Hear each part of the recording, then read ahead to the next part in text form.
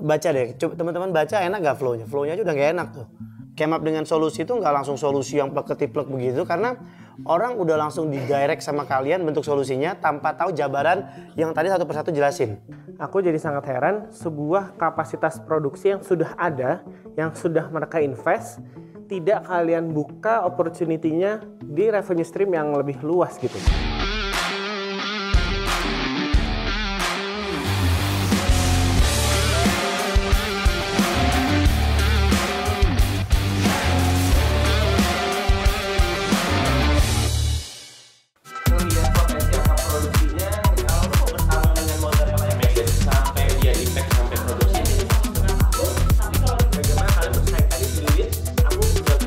Hari ini para challenger sudah ketemu dengan coach agar mereka bisa mendapatkan insight-insight baru lagi.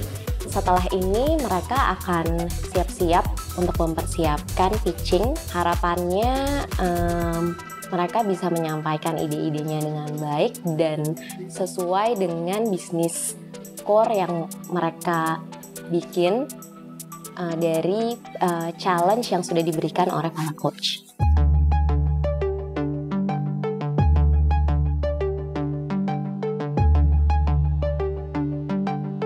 Teman-teman challengers, sekarang sudah waktunya kalian untuk mempresent. Segala masukan yang tadi diberikan sama para coach juga sudah kalian dapatkan. Ingat, waktu untuk mempresentasikan itu hanya 10 menit. Tim pertama yang akan presentasi adalah Pasundan. Jadi tim pajajaran boleh duduk di sebelah kanan, ini udah ada kursi untuk menunggu gilirannya. Oke, silakan. Perkenalkan, kami dari tim Pasundan. Kami ingin mempresentasikan hasil analisis kami terhadap CV Berkah Tani, kelompok tani Al Barokah. Yang kami lihat di sini, masalah dari budidaya lemon itu adalah kesestabilan. So masalahnya itu stoknya bisa menjadi busuk. Saat stok tidak baik atau kita terjadi gagal panen di sini, maka tidak ada barang yang didistribusikan atau dijual. Itu dua masalahnya. Kita menemukan sebuah solusi. Ya, solusi yang ingin kita tawarkan adalah yang pertama, melakukan distribusi B2B atau business to business dan pembuatan produk olahan. Yang mereka jalani sekarang, mereka hanya menggunakan di Jabodetabek ada 2 distributor. Kenapa nggak ke supermarket? Kenapa nggak ke platform online? Karena di situ ada term of payment-nya yang cukup lama, 14 hari kerja. Jadi gap di sana, masalah di sana utama adalah pembayarannya. Kami juga menginisiasi produk development untuk distribusi ataupun substitusi produk yang lain. Produk development pertama yang kami tawarkan adalah sari lemon dan bubuk lemon. Kemudian yang kedua, market size B2B. Kami menganalisa ternyata industri lemon ini sangat besar marginnya dalam ranah industri obat, herbal, kesehatan, dan kecantikan. Kami ingin menambah jaringan distribusi, tapi tidak secara ambisi gitu. Kenapa? Karena kami juga harus mendevelop pasar dulu, kemudian kami juga harus memberikan edukasi secara deal, karena kan bisnis B2B itu adalah soal bagaimana kami mengomunikasikan tentang MOU. Jadi di sini kami memperkirakan potensi yang bisa didapatkan dari bisnis lemon ini adalah sekitar net profitnya 17%. Salah satu keluhan yang kami dapat yaitu reject dari produk lemon itu tidak bisa dimanfaatkan dan dibuang. Kami memiliki inovasi untuk menjadikan 2 produk tersebut. Yang pertama yaitu lemon powder organik dan sari lemon organik. Jadi di sini kita akan perbaiki dari teknik budidayanya dan hama perlindungan penyakitnya. Dari budidayanya itu kita menggunakan agen hayati dan pestisida nabati dengan price keuangan tuh lebih hemat 21% per tahunnya. Lalu peningkatan produktivitas itu kita bakal nge-treat tanamannya agar produktivitasnya itu bisa naik sekitar 30-40% per tanaman. Kalian lebih pengen menyasar yang busuk karena tidak terserap atau yang gagal panen? Kalian harus meng-highlight secara bold di salah satunya. Karena kalau dua-duanya, misalnya nih, aku bodoh-bodohannya, kalaupun dia loss gara-gara gagal panen, ubah cara produksinya, tapi kita kan nggak bisa dapat berapa sih benefitnya gitu, duit yang masih nggak kebuang. Tapi mungkin dengan serapan yang lebih besar, cost tersebut jadi bisa lebih tercover gitu ya. Terus tadi kalau kita pakai organik, efisiensinya 21%. Soalnya aku jadi penasaran di P&L-nya pada saat CO2-nya 50%, Padahal kan tadi marginnya 30% ya. Jadi tambahan yang distributor tadi dan efisiensinya itu berapa? Kalau aku nggak nemu angkanya. Kalau kata Coach Jupaka nggak tally gitu. Yang pertama, decknya nggak beraturan. Baca deh, teman-teman baca enak nggak flow-nya? Flow-nya aja udah nggak enak tuh. Came up dengan solusi itu nggak langsung solusi yang plek-ketiplek begitu, karena orang udah langsung didirect sama kalian bentuk solusinya tanpa tahu jabaran yang tadi satu persatu jelasin. Itu udah nggak ketemu tuh. Kalau lu pitching 3 menit udah selesai, karena orang jadi bingung jadinya. Terus pertanyaan gue, marginnya benar 17%. Sudah di double check teman-teman. Karena datanya saya terhadap penjualannya mereka harusnya di atas 50% loh. Yakin ya data lu bener ya? Dan lagi-lagi kita ditembak, saya sih tembak masalah data. Dan itulah yang bikin Mas Jupaka bilang datanya dari mana, karena belum semua data itu terinput di pitch itu. Beberapa fakta yang teman-teman sampaikan, selama itu bisa diproses secara data, gue nggak masalah. Yang pasti flow presentasinya sama looks-nya jelek, itu aja. Ya, flow-nya jelek, looks-nya gue nggak happy. Kayak, lu tau gak sih deck-deck anak SMA gitu? Nah itulah deck kalian. That's how ugly your deck. Kalau masalah tampilan, itu karena memang kita pagi tadi jam berapa? Jam 11 tadi waktu coaching pertama kita ngerubah semua. Jadi benar-benar tampilan kita nggak sempat bikin tampilan dan lain sebagainya karena ya udah masukin dulu karena jam 1 harus pitching kan. Gitu. Jadi kayak cuma punya waktu 2 jam kita ganti konsep secara keseluruhan, kita nggak sempat bikin tampilan. Sejujurnya gue agak keras memang karena pertama mereka untuk setiap individual itu punya visi yang berbeda terhadap output dari si Bertan tadi. Jadi ada beberapa hal-hal yang mereka ungkapkan tapi tidak terkoneksi satu sama lain. Makanya di sesi coaching tadi gue cukup agak to the point karena gue pikir ini kan pitchingnya akan ke dekom lagi daripada seperti battle round yang pertama mereka gagal. Gue pengen kasih mereka input yang lebih tajam sama lebih clear sih, mudah-mudahan. Salam diplomat. Kami siap bikin gebrakan. Kami dari kelompok Pajajaran. Yummy, tak terkalahkan. Ganesha Sora, The Indonesian Premium Mozzarella. Keju adalah produk olahan susu, memiliki banyak sekali manfaat untuk tubuh, terutama bagi anak-anak. Permasalahannya adalah rendahnya konsumsi keju pada masyarakat Indonesia. Permasalahan kedua adalah tingginya angka import keju ke Indonesia.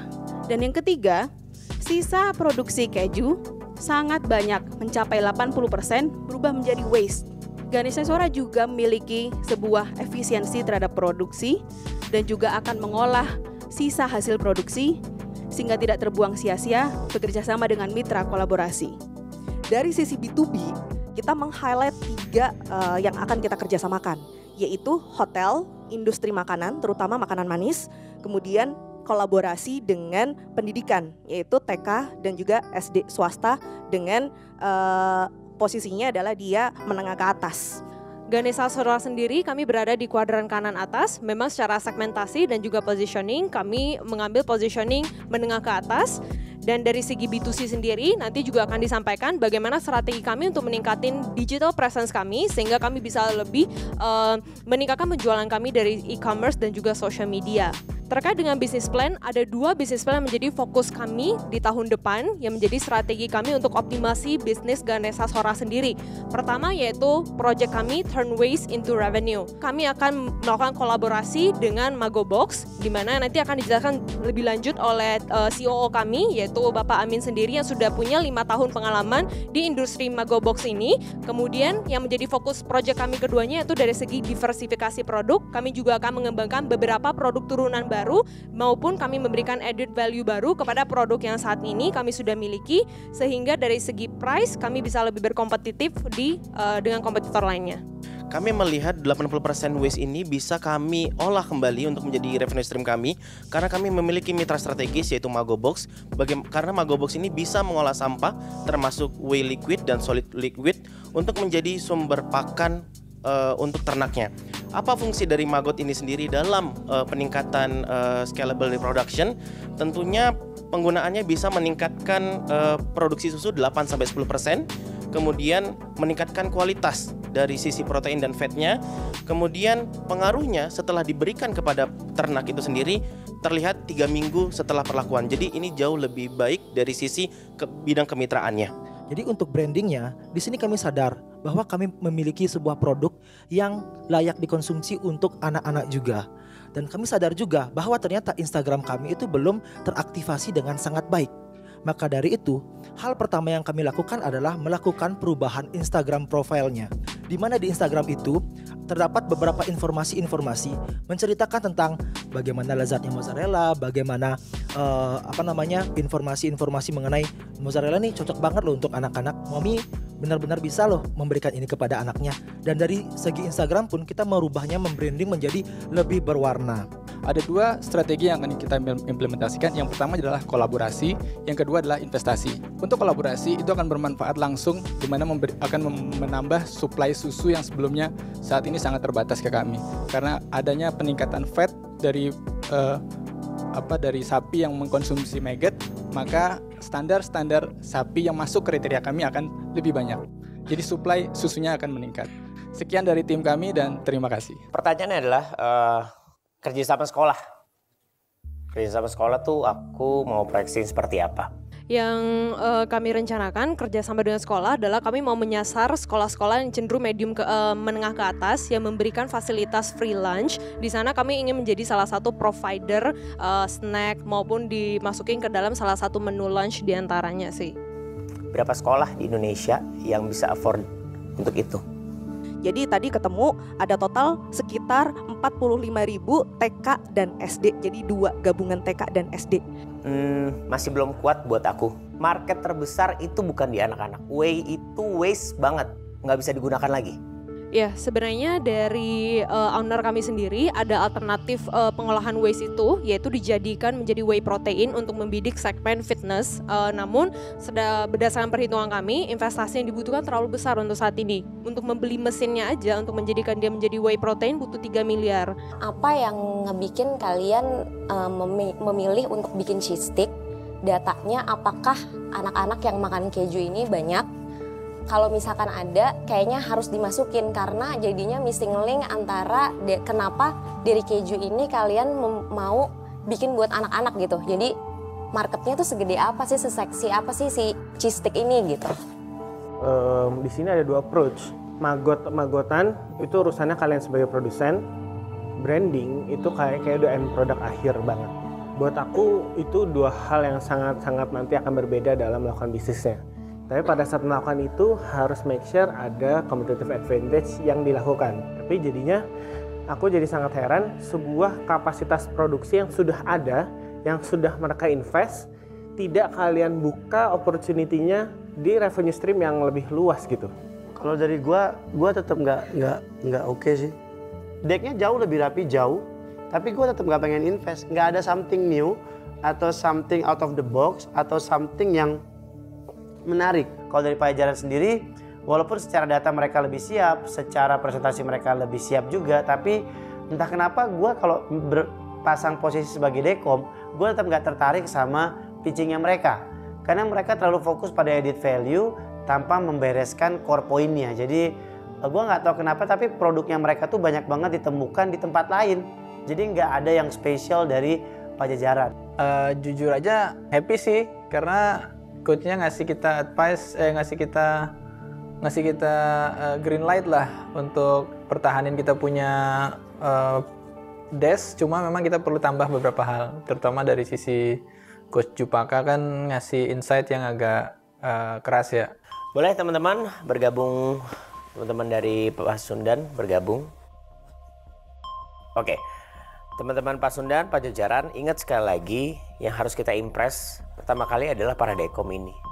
Akan banyak banget pukulan-pukulan yang akan diberikan. Kalau memang datanya seperti yang Coach Jupaka, Coach Tio, Coach Tasya juga bilang gitu. Masih ada waktu untuk merubah itu. Tapi kembali lagi, ingat ini keputusan kalian. Jadi tolong banget dipersiapkan semuanya. Semangat, kita lihat yang terbaik besok. Challenger. Salam diplomat. DC 2022. Siap bikin gebrakan. Aku harus jujur bahwa itu mereka semua belum sesuai yang kita ekspektasikan, karena menurutku keduanya belum bisa menunjukkan gap dari market yang sebenarnya kenapa mereka menyasar masalah tersebut dan ingin menjawab masalah tersebut, sehingga mereka tidak bisa memperlihatkan potensi bisnisnya, rencana investasi yang kira-kira cukup seksi untuk dikejar, namun secara effort dan secara biaya masih memungkinkan juga gitu. Aku pengen mereka punya gregetnya supaya nanti pada saat mereka menghadapi Dewan Komisioner, mereka secara persona bisa lebih strong karena bisa menunjukkan kepiawaian dan kepahaman mereka terhadap dua usaha tersebut. Masih banyak yang harus diperbaiki. Hari ini mereka akan siap-siap memperbaiki revisi-revisi supaya lebih baik lagi, dan waktunya super singkat. Jadinya besok mereka bisa tampil maksimal buat presentasi kepada Dekom. Proses diskusinya kita tadi waktu setelah pitching kita langsung kita balikin lagi kan, karena ada perubahan banyak ya, karena ada perubahan dari coaching, ada perubahan banyak itu, terus kita obrolin lagi gimana kalau kita keluarin semua satu ide-ide masing-masing gitu kan, dan di industri yang seharusnya relate gitu kan, cuma kadang-kadang matanya nggak kebuka lebar di situ, jadi kayak saya ngerasa bahwa agak kurang berperan sebagai ketua di sini gitu kan. Nah ini menarik banget sih, biasanya kalau udah detik-detik pengumpulan tuh selalu ada dinamika yang seru banget gitu, karena dari decknya ada beberapa yang belum lengkap. Menariknya waktu kita berusaha revisi decknya nih supaya lebih sempurna waktu sebelum dikumpulin jam 5, itu kita dapat insight banyak nih dari coach. Sebenarnya masukannya tuh lebih kayak ngarahin sih, kalian tuh ngelakuinnya sudah sesuai sasaran belum sih? Kita tuh baru nemu pencerahannya jam 4:30. Pengumpulannya jam 5, sedangkan pencerahan ini tuh harus mengubah hampir 75% dari deck. Saya kebetulan sedang istirahat sholat, balik tiba-tiba dapat informasi bahwa kita ngerubah konsep presentasinya, dan kita harus ngerubah semua desk yang sudah kita presentasikan ke para coach, dan kita dapat insight yang bagus dari para coach. Tiba-tiba kita mau rubah itu di 30 menit terakhir gitu kan. Nah itu yang saya awalnya nggak sepakat, tapi karena tim minta dicoba aja dulu, ya sudah saya bantu untuk coba. Wah itu tegang banget sih, jadi sampai jujur saya juga agak emosi tadi, saya pukul meja, gimana sih gitu, sampai kayak gitu, terus ditenangin juga. Udah Mas Amin, udah saya bilang ketua tentukan, nggak bisa kayak gini. Tadi sih aku ngelihat teman-teman kayak terdistract dengan suggestion ataupun dorongan atau apa ini dari beberapa mentor gitu sih. Oke, kali ini di Challengers di babak better round akan berhadapan di Dekom Day. Jadi ekspektasi juga mereka bisa menyampaikan masukan-masukan dari para coach dan juga dari teman-teman yang lain untuk bisa membuat pitching decknya jauh lebih menarik dan bisa dipertanggungjawabkan secara eksekusi. Good luck. Pasundan, siap komandan. Pajajaran, Yami, tak terkalahkan. Kita berdiri karena kelompok, bukan individu. Itu Zulfa, karena kurang menghargai kelompok. Ya kalau bisa agak lebih detail dikit lah ya, jadi kita dapat hint. Ya supaya Bu Antalina nggak nanyanya, kayak tadi itu pertanyaan investor.